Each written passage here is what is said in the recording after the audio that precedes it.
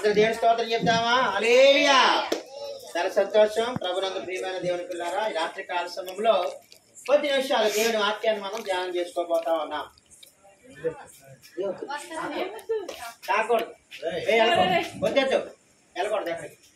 కీర్తన గ్రంథంలో నుంచి 121 కీర్తన మొదటి వచనములో ఈ రీతిగా రాయబడింది. ఒకసారి చదువుకుందాము. కొండల తట్టు నా కన్నులు ఎత్తుచున్నాను, నాకు సహాయము ఎక్కడి నుండి వచ్చును? యెహోవా వాడే నాకు సహాయము కలుగును. ఈ రాత్రి ఎవరి ఎత్తు నుండి మనకు సహాయము లభిస్తుంది? దేవుని వలన మనకి లభిస్తుందని లేఖన భాగం చదివిస్తుంది. సహాయం అనగా చాలా రీతిలుగా మనకి కనబడతా ఉంది. ఒక రకంగా ఆర్థిక సహాయం కావచ్చు, ఇంకొక రకంగా ఆరోగ్యంగా సహాయం కావచ్చు, ఇంకా ఏదైనా సమస్య ఉన్నప్పుడు సహాయం చేయడానికి ఎవరొక్కరు మనకి దగ్గర ఉండాలి. ప్రియమైన దేవుడి సంఘం, ఈ రాత్రి మనతో పరిశుద్ధాత్మ దేవుడు స్పష్టంగా మాట్లాడుతున్న మాటలు ఏమనగా, మనకి సహాయం కావాలంటే సాధారణంగా ఇరుగు పొరుగు వారిని అడుగుతాం, ఇంటి వారిని అడుగుతాము, బయట వారిని అడుగుతాం. వారు కొంతవరకు మనకు మాత్రమే సహాయం చేయగలరు. సర్వము ఎరిగిన దేవుడు, సర్వజ్ఞాని, ఆయనకు అసాధ్యమైనది ఏదీ లేదని బైబిల్ చెప్తాము.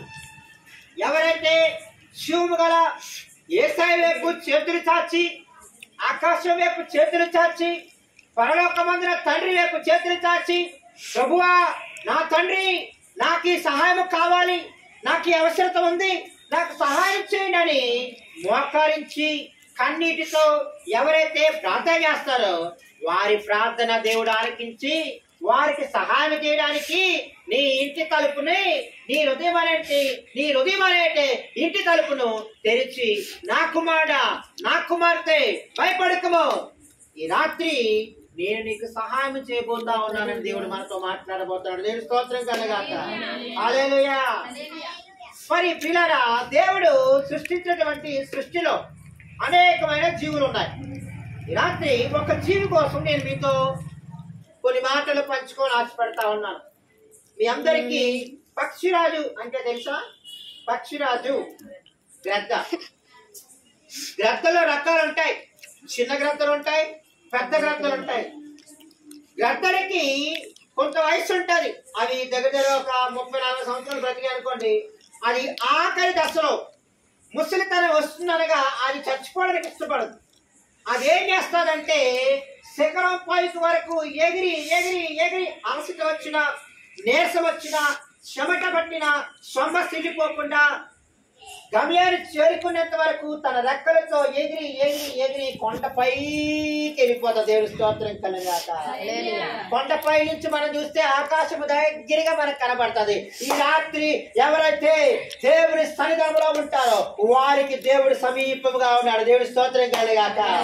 ఈ రాత్రి వాక్యం ఉంటున్నటువంటి ప్రియమైన సహోదరి సహోదరుడా, నీ జీవితంలో అద్భుత కార్యములు జరగాలంటే మనము దేవునికి సమీపముగా రావాలండి. అందుకే కొండల తట్టు నా కన్నులెత్తుచున్నాను, నాకు సహాయము ఎక్కడి నుండి వచ్చును? యెహోవాయే నాకు సహాయము కలని దావీదు భక్తుడు చెప్తా ఉన్నాడు. మనము కూడా దేవుని ఎదుటి సహాయం పొందుకోవాలంటే అది ఆషామిషి పని కాదండి. ఒక తండ్రి ఉన్నాడు, పెన తండ్రి ఉన్నాడు. తండ్రికి కుమారుడు ఉన్నాడు, పెన తండ్రికి కుమారుడు ఉన్నాడు అనుకుందాం. పెన తండ్రి కుమారుడు వెళ్ళి పెదనాన్నగారి దగ్గరికి వెళ్ళి, పెదనాన్నగారు నాకు ఐస్ క్రీమ్ కావాలి కొనండి అన్నాడు అనుకో, కొంటాడా? అర్థమవుతుంది మీకు? అర్థమయ్యే రీతిలో చెప్తున్నాడు. చిన్నాన్నగారు అబ్బాయి పెదనాన్నగారి దగ్గరికి వెళ్ళి పెదనాన్న నాకు ఐస్ క్రీమ్ కావాలని అడిగాడు అనుకో, కొడుకు అడుగుతున్నాడు, సొంత కొడుకు అడుగుతున్నాడు, తమ్ముడు గారి కొడుకు అంటే ఈ కొడుకు అవుతాడు కదా అడుగుతున్నాడు. ఆ పెదనాన్న సొంత కొడుకు కొంటాడా, తమ్ముడు కొడుక్కి కొనిస్తాడా? ఒక్క ఐస్ క్రీమ్కే డబ్బులు ఉన్నాయి. సొంత కొడుకు. దేవుని స్తోత్రం కలిగాక. నిజమే. ఎందుకంటే తన రక్తము ద్వారా, తన పోలిక చొప్పున, తన స్వరూపము చొప్పున దేవుడు మనల్ని ఆది కాలములో సృజించాడు. అలాగే సొంత బిడ్డలు అమ్మ నాన్న వచ్చినటువంటి బిడ్డలకే ప్రాముఖ్యతను ఇస్తారు. ఎందుకంటే డబ్బులు ఉన్నాయి కాబట్టి.